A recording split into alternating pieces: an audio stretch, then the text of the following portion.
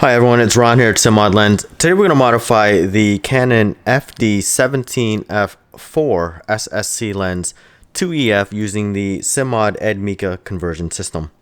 First and foremost, we need to remove the 3 screws that are hidden underneath this breech lock. There's one exposed right there, so we'll take that out first. This one is an older version which has a slotted thread instead of the Phillips or GIS.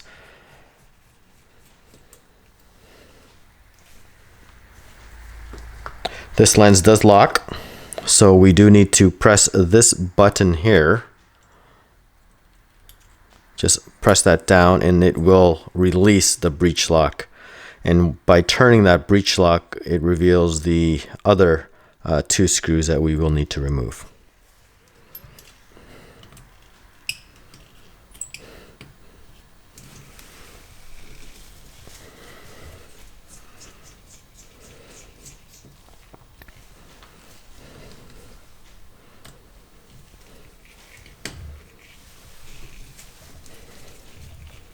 Once the 3 screws are removed, we can go ahead and just lift this lock. Just turn it.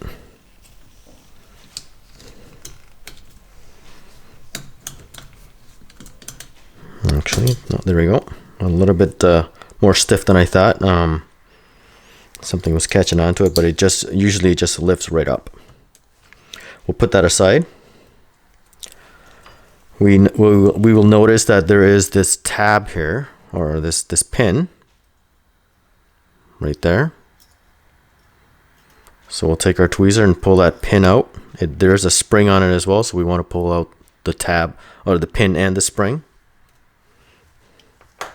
From there, we'll notice the 2 screws right here that are holding on this tab. We will need to remove those 2 screws in order to release that tab. By releasing this tab, we will release the aperture.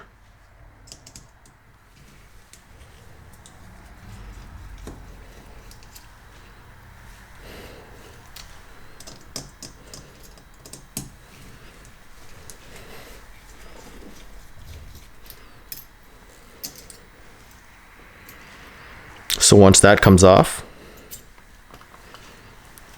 as you'll know, the aperture is clicked. So before you pull the aperture ring upwards, just be mindful that there are 2 ball bearings underneath the aperture ring that will come out. It'll either roll out on its own or be stuck to the native aperture ring, or just be mindful that it could be laying anywhere along the aperture control. So we'll lift that aperture ring out and put that aside. And there we have it. The 2 ball bearings that I had mentioned earlier are right there. So let's remove the 2 ball bearings. I've done this by the spring and the ball bearing came out with this magnetic screwdriver, but sometimes it doesn't. So you will want to make sure that the springs are removed from the holes, as well as the ball bearing, because we don't want that spring to jut out and be in contact with our DCG aperture control in the future. Once we remove the ball bearing and the spring, we'll take note of this tab here that's held down by 2 screws, so we will need to remove that.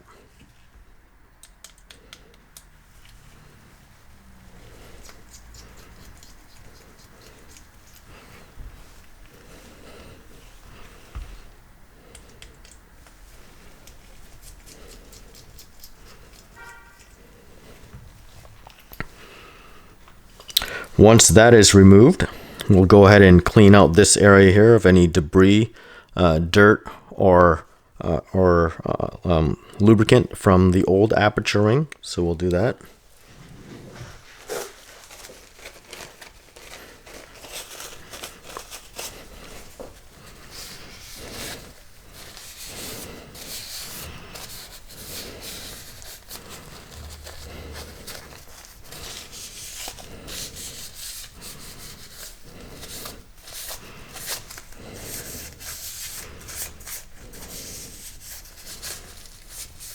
Once we've done that, we'll go ahead and open the DCG kit that came in. So first we'll take a look at the dampened controlled gear itself. This is what we call the DCG. And with the kit will come with replacement screws and also the brass EF mount.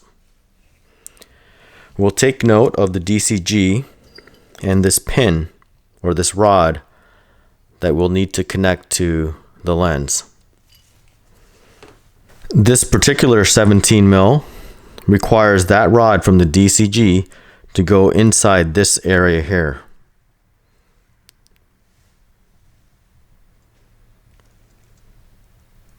So you'll see this channel here which will hold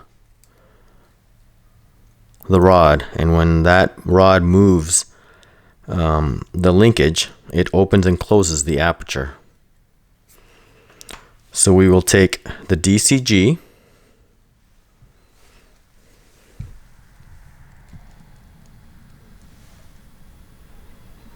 and we will insert this rod into that area there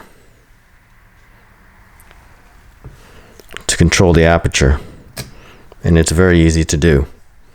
Once you've confirmed that it's inserted correctly, you basically turn the DCG by controlling the aperture opening and closing, making sure that it's fully flush onto the lens, that there's no gap or anything, so we know that it has been installed correctly. From there, it's very simple. Oh, see, I've just loosened it. I've clicked it with my thumb. So we just need to pull that aperture mover back and reinsert the pin into the correct position. Again, once reinserted correctly, you will have control of the aperture.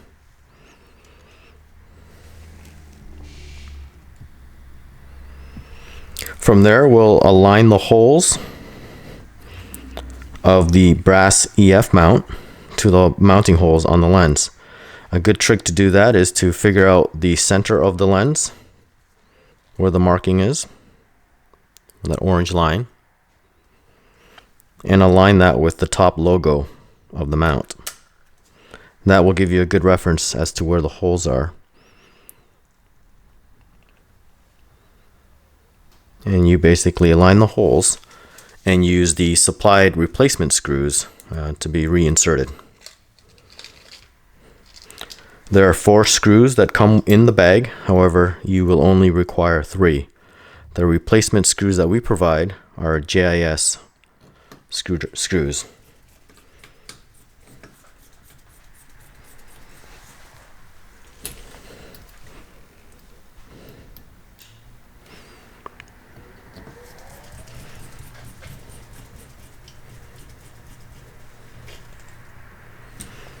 Once the 3 screws are reapplied, you will need to calibrate this lens for infinity if it does not reach infinity. Some may and some may not. We always say that you do. However, there are some that do not. It's just because of the way it's calibrated before the conversion. So there we have it, a fully converted 17mm SSC to EF using the Edmika Simmod DCG conversion kit.